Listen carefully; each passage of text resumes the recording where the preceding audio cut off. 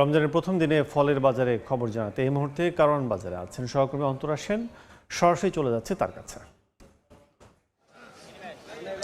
শুরু হয়েছে পবিত্র রমজান মাস, আর আজ রমজানের প্রথম দিনে কিন্তু জমজমাট হয়ে আছে রাজধানীর ফলের বাজার।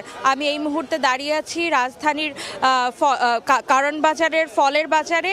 আজ যেহেতু প্রথম ইফতার করবেন সবাই, তাই কিন্তু আজ কিন্তু ফলের চাহিদা একেবারে তুঙ্গে। সকালে ফলের বাজার শুরু হবার পর থেকেই কিন্তু ক্রেতারা ভিড় করছেন দোকানগুলোতে। তবে জানিয়ে রাখি, বাজারে এসে আমরা প্রতি বছরের মতো এবারও কিন্তু সেই চিরচেনা পরিস্থিতি দেখতে পাচ্ছি। দাম চড়েছে কিন্তু সব ধরনের ফলের। বিক্রেতারা বলছেন নির্বাচনের সময় মালামাল আসা বন্ধ থাকার পর থেকেই দাম কিন্তু বেড়েছে ফলের, আর রোজা শুরু হওয়ার কারণে কিন্তু এই দাম আরও চড়ে গেছে।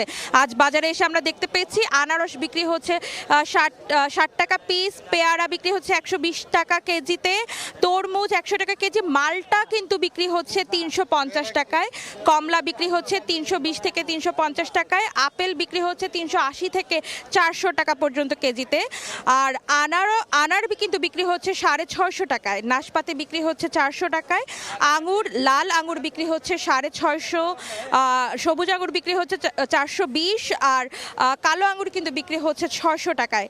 আর যে তরমুজের কেজি কিন্তু বিক্রি হচ্ছে 100 টাকায়।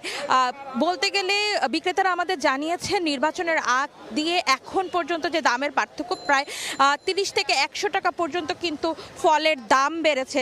আর রমজানের শুরু থেকেই ফলের এমন বাড়তি দামে কিন্তু বেশ ক্ষুব্ধ ক্রেতারা। তারা বলছেন যে রমজানের শুরু থেকে যদি এরকম দাম বাড়তি থাকে, তবে রমজানের মাঝামাঝি পর্যায়ে গিয়ে এই দাম আরও চড়ে যাবে, আর তাহলে কিন্তু তাদের কিনে খেতে বেশ অসুবিধা হবে। এই ছিল আমার কাছে ফলের বাজারের সর্বশেষ খবরাখবর।